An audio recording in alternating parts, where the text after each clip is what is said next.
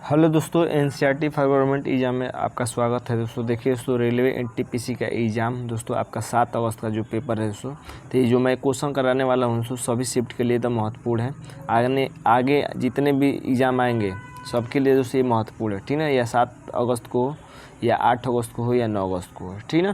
तो देखिए दोस्तों, ये जो भी क्वेश्चन कराऊंगा ये PYQ क्वेश्चन है। PYQ है जो एनटीपीसी के द्वारा पूछे गए हैं हाल ही में। तो ये क्वेश्चन जरूर देखिए दोस्तों, ये क्वेश्चन एकदम आपको लाभदायक पहुंचाएंगे दोस्तों। और हो सके तो हूबहू दोस्तों आपके एग्जाम में भी आ जाएगा, किसी न किसी शिफ्ट में ज़रूर आ जाएगा। चलिए दोस्तों देखते हैं, महत्वपूर्ण क्वेश्चन है। सभी PYQ हैं, इतना दिमाग में बैठाई रखिएगा। PYQ हैं दोस्तों तो सभी एनटीपीसी के ही हैं, एनटीपीसी के ही हैं। देखते हैं दोस्तों, पहला क्वेश्चन देखिए। और पूछे कि लोकसभा को भंग करने की शक्ति किसके पास होती है दोस्तों, तो इसका आंसर हो जाएगा राष्ट्रपति। अनुच्छेद पूछे दोस्तों, तो देखिए दोस्तों कि भारत के संविधान का अनुच्छेद 85(2)(b) के अनुसार दोस्तों भारत के राष्ट्रपति के पास लोकसभा को भंग करने की अंतिम शक्ति होती है, ठीक है। तो याद रखिएगा, महत्वपूर्ण दोस्तों, भंग कर सकता है लोकसभा राष्ट्रपति किस अनुच्छेद के अंतर्गत दोस्तों, तो 85(2) या B याद रखिएगा, ठीक ना।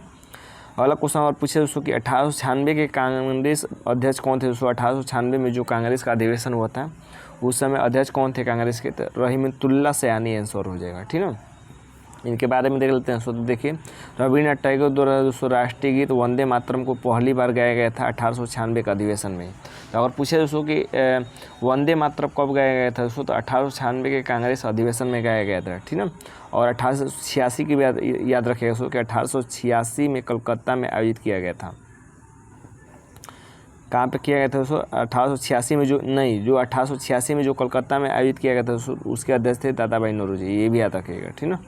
अगला देते हैं दोस्तों, देखिए, और दादा भाई नौरोजी ने दोस्तों कितनी बार अध्यक्षता की है कांग्रेस की, ये कमेंट करके जरूर बताइएगा। देखिए अगला क्वेश्चन है कि CRPF के वर्तमान महानिरीक्षक यानी डायरेक्टर जनरल कौन है दोस्तों, तो याद रखिएगा ज्ञानेंद्र प्रताप सिंह है।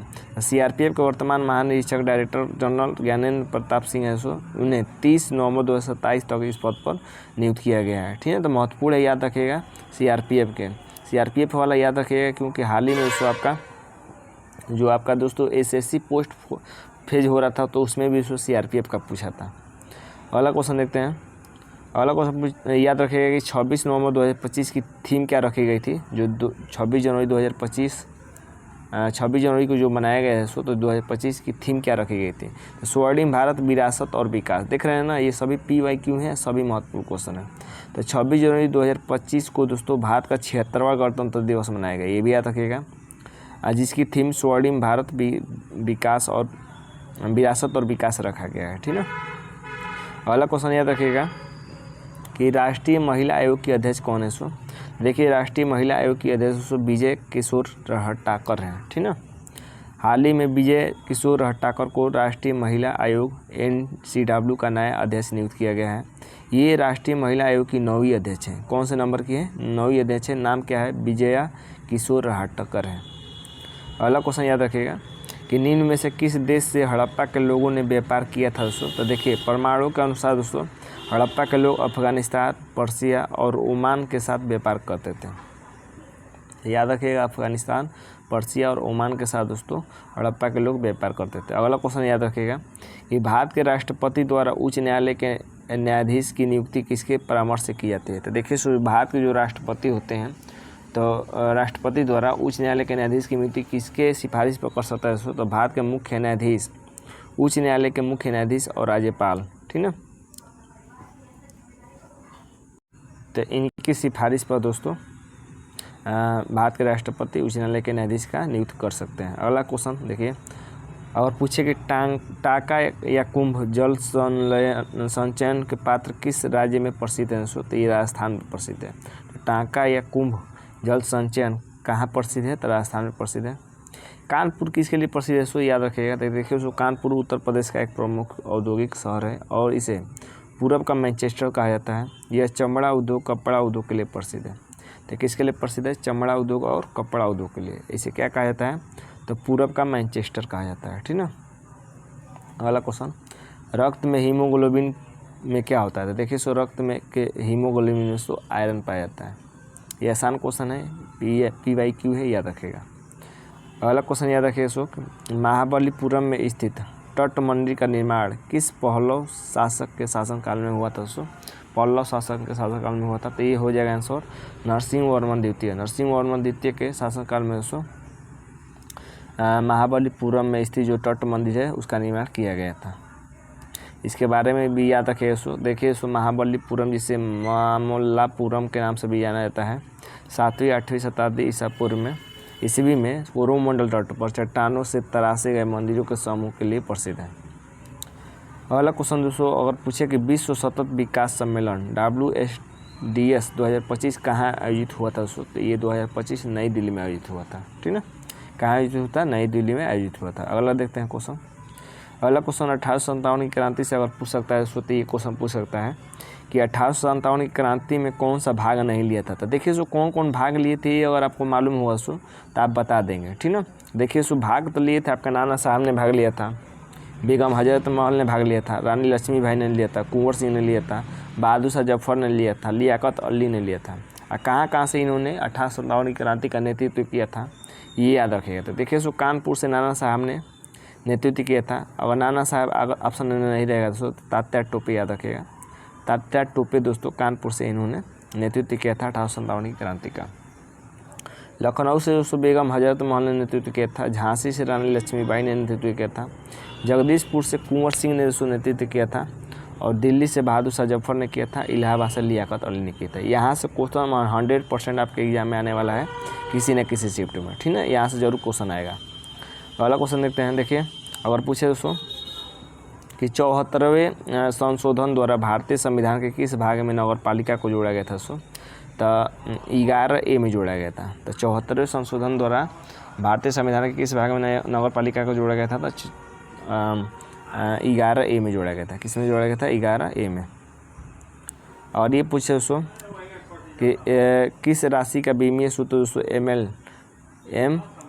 ML के पावर -3 और T के पावर 0 होता है दोस्तों? तो ये हो जाएगा घनत्व का। ठीक है, घनत्व की बात कर लेते हैं दोस्तों। तो घनत्व का सूत्र क्या होता है? तो घनत्व बराबर होता है दोस्तों द्रव्यमान बटा आयतन होता है। द्रव्यमान बटा आयतन होता है। द्रव्यमान, तो ये भी सूत्र याद रखिएगा। मात्रक भी घनत्व का पूछ सकता है दोस्तों। तो किलोग्राम प्रति मीटर क्यूब होता है घनत्व का मात्रक। ठीक है, अगला देखते हैं दोस्तों, कौन सी पहाड़ी या मेघालय पठार का हिस्सा नहीं है दोस्तों? तो देखिए, मैकाल की पहाड़ियाँ जो है दोस्तों, ये मेघालय पठार का हिस्सा नहीं है। नीतिदरा किसके बीच एक प्राचीन व्यापार मार्ग था दोस्तों? तो भारत और तिब्बत यानी चीन के बीच दोस्तों नीतिदरा प्राचीन व्यापार मार्ग था। और ये पूछे दोस्तों कि टोंस किस नदी की सहायक नदी है? टोंस दोस्तों यमुना की सहायक नदी है। ठीक है, आगे क्वेश्चन देख लेते हैं दोस्तों। अगला क्वेश्चन याद रखिए, छोटा नागपुर पठार मालवा पठार के में स्थित है। देखिए, जो छोटा नागपुर पठार है वो मालवा पठार के दोस्तों पूर्व में स्थित है। कहाँ में स्थित है? पूर्व में। तो इसके बारे में देख लेते हैं दोस्तों। तो छोटा नागपुर पठार पूर्व भारत में स्थित एक पठार है। झारखंड राज्य का अधिकतर हिस्सा एवं पश्चिम बंगाल, बिहार, छत्तीसगढ़ के कुछ भाग इस पठार में आते हैं। अगला क्वेश्चन है कि मौर्य काल में सिक्के मुख्य रूप से बने होते थे। तो इसका आंसर हो जाएगा चांदी और तांबे।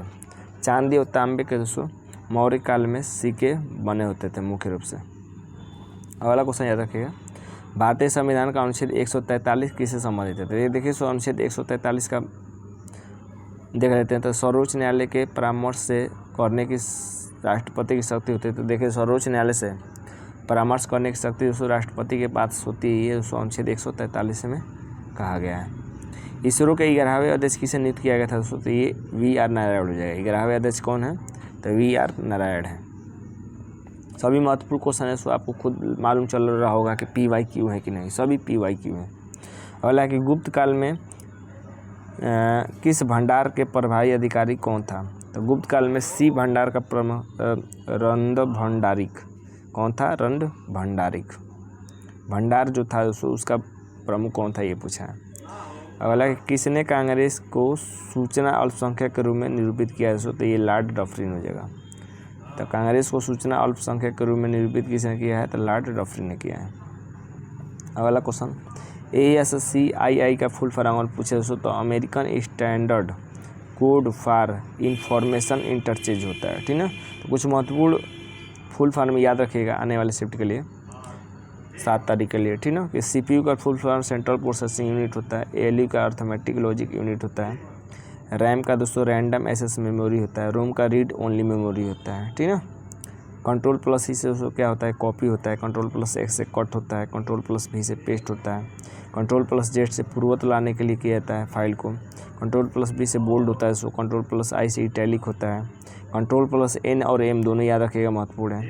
कंट्रोल प्लस N से दोस्तों नए डॉक्यूमेंट के लिए किया जाता है, कंट्रोल प्लस M दोस्तों पावर पॉइंट में नई स्लाइड जोड़ने के लिए किया जाता है, ठीक ना। अगला क्वेश्चन देखते हैं। अगला कि मेंडलीफ ने आवर साड़ी की खोज कब की थी दोस्तों, तो इसका आंसर हो जाएगा 1869 में सो मेंडलीफ ने आवर साड़ी की खोज की थी। अगला देते हैं। अगला क्वेश्चन याद रखिए कि कंप्यूटर पर नई लाइन पर जाने के लिए किस कुंजी का प्रयोग करेंगे दोस्तों, तो इंटर का। अगर नई लाइन पर जाना है दोस्तों कंप्यूटर में तो इंटर का प्रयोग करेंगे, ठीक ना। अगला बैंकिंग सुधारों के लिए गठित समिति का नाम क्या था दोस्तों, तो ये देखिए महत्वपूर्ण है, नरसिम्हा समिति हो जाएगा इसका आंसर। ये क्वेश्चन की आर्थिक सर्वेक्षण 2023-24 के अनुसार ग्रामीण जनसंख्या कितनी है, तो 65% है। कितनी है, 65%। सभी महत्वपूर्ण क्वेश्चन है। सो वीडियो अच्छा लगे तो वीडियो को लाइक जरूर करिएगा, चैनल को सब्सक्राइब जरूर करिएगा। अगला है कि अनाहट सिंह ने कापर इवेंट में गोल्ड जीता है, कहाँ जीता है, तो ये मुंबई में जीता है, सो मुंबई में आयोजित किया गया था। अगला कि भारत की आर्थिक वृद्धि दर 2.3% गिरावट होने का अनुमान किसने लगाया दोस्तों, तो वर्ल्ड बैंक ने लगाया है। अगला कलिंग युद्ध किस वर्ष हुआ था दोस्तों, तो कलिंग युद्ध दोस्तों 261 ईसा पूर्व में हुआ था। अशोक के राज्याभिषेक के 8 वर्ष बाद दोस्तों 261 ईसा पूर्व में कलिंग युद्ध हुआ था। और याद रखिएगा दोस्तों कि अशोक के 13वें शिलालेख में कलिंग युद्ध का दोस्तों विस्तृत वर्णन मिलता है। अगला लेते हैं। अगला क्वेश्चन है कि प्रार्थना समाज की स्थापना 1867 में किसने की थी, तो आत्माराम पांडुरंग ने की थी। किसने की थी, आत्माराम पांडुरंग ने की थी। अगला है, अगला याद रखिएगा कि हिंदी भाषा के विकास के लिए विशेष निर्देश भारत के संविधान के किस अनुच्छेद में सो, तो अनुच्छेद 351 में। कहाँ पे है, अनुच्छेद 351 में। CRPF के महानिदेशक मैंने बता दिया सो ये 227 तक रहेंगे, ये महत्वपूर्ण है, याद रखिएगा। अगला अगर ये पूछे दोस्तों कि संविधान के अनुच्छेद 164(1) के अनुसार राजस्थान के मुख्यमंत्री किए जाते हैं, तो नियुक्त किए जाते हैं, क्या किए जाते हैं, नियुक्त किए जाते हैं, ठीक ना। किस अनुच्छेद के अंतर्गत, याद रखिएगा अनुच्छेद 164(1) के अंतर्गत। तो मुख्यमंत्री की नियुक्ति दोस्तों राज्यपाल द्वारा की जाती है, ये भी याद रखिएगा। जबकि अन्य मंत्रियों की मुख्यमंत्री की सलाह पर राज्यपाल द्वारा नियुक्त किए जाते हैं। अनुच्छेद 163 क्या कहता है दोस्तों कि राज्यपाल को सहायता और सलाह देने के लिए मंत्रिपरिषद होगी। अनुच्छेद 164 क्या कहता है कि मंत्रियों के रूप में अन्य प्रावधान है। अनुच्छेद 166 दोस्तों किसी राज्य की सरकार के व्यवसाय का संचालन के बारे में कहा गया। अनुच्छेद 167 दोस्तों राज्यपाल को सूचना अग्रसित करने के रूप में मुख्यमंत्री के कर्तव्य को बताया गया है। ये क्वेश्चन याद रखिएगा कि 2025 में भारत का 56वां CISF स्थापना दिवस कहाँ आयोजित किया हुआ था, तो ये तमिलनाडु के ढकोलम में आयोजित किया गया था, ठीक है। तो केंद्रीय औद्योगिक सुरक्षा बल CISF स्थापना दिवस हर साल 10 मार्च को मनाया जाता है। कहाँ मनाया जाता है, 10 मार्च। तो ये थे दोस्तों महत्वपूर्ण क्वेश्चन जो कि PYQ थे, NTPC द्वारा पूछे गए थे।